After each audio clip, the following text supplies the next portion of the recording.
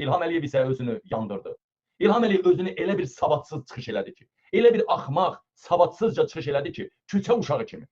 Küçə uşağı kimi çıxış elədi. Hamı da bildi ki, bu Naxçıvana atılan raketlər öz oyunları idi. Və İlham Əliyev çox bağışlanmaz səhvə yol verdi.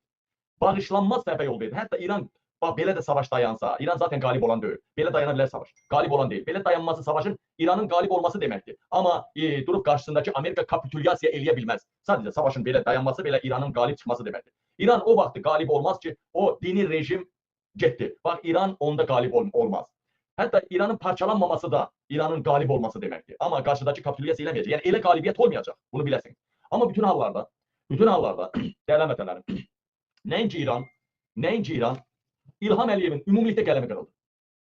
Hətta İsrail belə, sabah İranla bir danışıq, barışıq olsa belə, İlham Əliyev olmayacaq. İlham Əliyev özünü elə oda atdı ki, elə tərbiyəsiz, əxlaqsız, küçə uşağından, nə o itə ki, qız deyirsən, itə bax, İlham Əliyev o vəziyyətə saldı özünü.